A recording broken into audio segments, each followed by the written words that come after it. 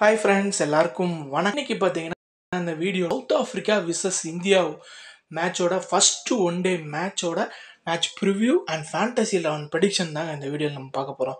So தடவை நம்ம சேனலுக்கு வரீங்கன்னா மறக்காமல் சேனலை சப்ஸ்கிரைப் பண்ணிக்கோங்க. பக்கத்தில் இருக்க பெல் ஐக்கானை கிளிக் பண்ணிக்கோங்க. மறக்காமல் கீழே டெலிகிராம் சேனல் பயோவில் இருக்குதுங்க.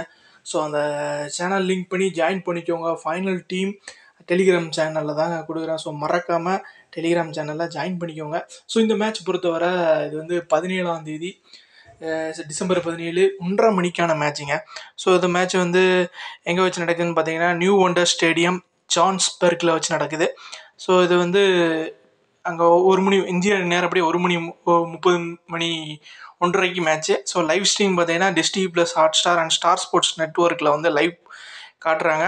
ஸோ இந்த மேட்சோட பிச் ரிப்போர்ட் பொறுத்தவரை இது வந்து நல்லாவே ஒரு பேட்டர்ஸ் அண்ட் பேசஸ்க்கு ஹெல்ப் இருக்குங்க. சேம் இந்த பிச்சு தான் பார்த்தீங்கன்னா லாஸ்ட் T20 ஆடினாங்க. 92 ஆல் அவுட் ஆகிருப்பாங்க சவுத் ஆஃப்ரிக்கா. ஸோ கிட்டத்தட்ட 101-102 ரன் வித்தியாசத்தில் ஜெயிச்சாங்க இந்திய அணி. ஸோ இது வந்து முழுக்க ஸ்பின்னர்ஸ் கையில் 7 wicket. South Africa Indian spinners Kuldeep யாதவையும் ரவீந்திர ஜடேஜாவையும் ஃபேஸ் பண்ண முடியாமல் ரொம்ப ஸ்ட்ரகிள் ஆகி அந்த மேட்ச்சில் விக்கெட் கொடுத்துருப்பாங்க. ஸோ ஃபாஸ்ட் பவுலர்ஸ்க்கு ஸ்விங் அண்ட் பவுன்ஸ் இருக்குங்க. ஸோ இது வந்து நல்லாவே வந்து நல்ல ஒரு பேட்டிங் பிச் தான். ஸோ நிறைய ஹை ஸ்கோர் கேம்லாம் நடந்திருக்கு. ஃபர்ஸ்ட் ஆவரேஜ் பார்த்தீங்கன்னா 241 இருக்குது.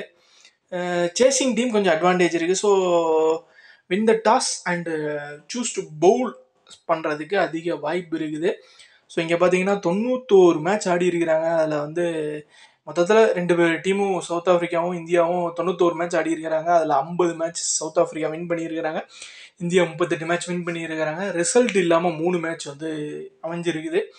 ஸோ 2 டீமோட ப்ராபபிள் பிளேயிங் 11 பொறுத்தவரை இந்தியாவை பொறுத்தவரை ருத்ராஜ் கெய்க்வாட் அண்ட் சாய் சுதர்சன் தான் ஓப்பனிங் இறங்குறாங்க. ஸோ சாய் சுதர்சனுக்கு வந்து நம்ம தமிழ்நாடு பிளேயர், இது வந்து அவரோட ஃபர்ஸ்ட் இன்டர்நேஷ்னல் டிபேட்டாக இருக்க போது. ஸோ இதனால் ஒரு இந்தியன் அன்கேப்டு பிளேயராக இருந்திருப்பார். ஸோ இனிமேல் இந்தியன் கேப்டு பிளேயராக அவர் வந்து கூப்பிடலாம். ஸோ நம்ம தமிழ்நாடு பிளேயரு எல்லாருமே ரொம்ப சந்தோஷமாக இருப்பாங்க. அந்த இடத்த அவர் தக்க வச்சுக்கணும். ஸோ இதில் நல்லா ஆடினா தான் அடுத்தடுத்து அவங்க டீமில் இருக்க முடியும். ஸோ அதெல்லாம் அவர் முயற்சி பண்ணுவார். தென் சஞ்சு சாம்சன், ஸோ அவர் நம்பர் 3 வராரு. அவருக்கும் இது வந்து ஒரு முக்கியமான சீரீஸு. ஸோ இப்போ காம்படிஷன் ஹெவியாக இருக்குதுங்க. ஸோ அப்படிங்கிற பட்சத்தில் நீங்கள் நல்லா பண்ணி ஆகணும். ஸோ அதெல்லாம் தேர்வுக்குழு வந்து கவனிச்சுட்டு தான் இருப்பாங்க. ஸோ சஞ்சு சாம்சன் அவர்கள் வந்து கிடைச்ச வாய்ப்பை சரியாக பயன்படுத்துவார் நம்புகிறேன். ஸ்ரேயஸ் ஐயர் 4 வராரு. கேப்டன் KL ராகுல் நம்பர் 5 வருவார். ரிங்கு சிங், இந்த இடத்துல ரிங்கு சிங் இல்லைன்னா திலக் வர்மாவை எதிர்பார்க்கலாம். ரஜத் படிதாருக்கு சான்ஸ் இருக்குமா அப்படிங்கிறது நமக்கு அடுத்தடுத்த மேட்ச்சில் நம்ம எதிர்பார்க்கலாம். ரஜத் படிதாரை பொறுத்தவரை ரிங்கு சிங் நாளைக்கு அவரும் அறிமுகம் ஆனானா அவருக்கும் ஒரு ஒன் டே இன்டர்நேஷ்னலில் ஃபர்ஸ்ட் மேட்சாக இருக்கும். இங்கே ரிங்கு சிங் இல்லைன்னா திலக் வர்மா எதிர்பார்க்கலாம். அக்சர் பட்டேல், ஸோ அவரும் வந்து நாளைக்கு ஆடுறாரு. ஆவேஷ் கான், முகேஷ் குமார், சகல், ஹர்ஷ்தீப் சிங்னு இந்தியாவோட ப்ராபபிள் பிளேயிங் 11. ஸோ இங்கே ஒன் டேல T20லேருந்து பார்க்கும்போது ஜடேஜா இல்லை, கில் இல்லை, முகமது சிராஜ் இல்லை. ஸோ இவங்கெல்லாம் இல்லாமல் ஒரு யங் ஃபாஸ்ட் பவுலர்ஸ் வச்சு ஆடுறாங்க. முகேஷ் குமார் நல்லா கலக்கிட்டு இருக்கிறாரு. ஹர்ஷ்தீப் சிங் பரவாயில்ல, ஆவேஷ் கான் பரவாயில்ல. ஸோ பார்க்கலாங்க, ஓரளவு பேலன்ஸ்டான டீமாக தான் இருக்குது. ஸோ அவங்க ஆப்போனன்ட் பார்ப்போம். சவுத் ஆஃப்ரிக்காவில் பொறுத்தவரை Aiden Markram, Reeza Hendricks, David Miller, Rassie van der Dussen, Tony de Zorzi, Heinrich Klaasen, Keshav Maharaj, Andile Phehlukwayo, Tabraiz Shamsi, Lizaad Williams, Nandre Burger. So இதுதான் சவுத் ஆஃப்ரிக்காவோட ப்ராபபிள் பிளேயிங் 11 இருக்கும். ஸோ இங்கே பொறுத்தவரை மார்க்ராம் நல்லா ஸ்ட்ராங்காக இருக்கிறாரு. கிரவுண்டில் பார்த்தீங்கன்னா ராசி வேண்டர்சன் சூப்பராக அடிச்சிருக்கிறாரு இந்த வென்யூவில். டேவிட் மில்லர் நல்லா ரன் ஸ்கோர் பண்ணியிருக்கிறாரு. சோர்சி பொறுத்தவரை அவருக்கும் ஒரு அறிமுக போட்டி. ஹென்ரிச் கால்சன் கலக்கிட்டு இருக்கிறாரு ரீசெண்ட் டைமில். ஸோ ஓவராலாக இவங்களும் வந்து இந்திய அணிக்கு கண்டிப்பாக சவால் கொடுப்பாங்க. அதுவும் ஹோம் கண்டிஷன் வேறு. சில இந்தியனில் பொறுத்தவரை ஸ்ரேயஸ் ஐயர், KL ராகுல், அதுக்கப்புறம் குல்தீப் யாதவ், அக்சர் பட்டேல், இவங்களை தாண்டி பெருசாக அங்கே அனுபவம் இல்லாத அணியாக தான் இருக்குது. ஸோ இவங்க கண்டிப்பாக கொஞ்சம் சவால் கொடுப்பாங்கன்னே நம்ம உறுதியாக நம்பலாங்க.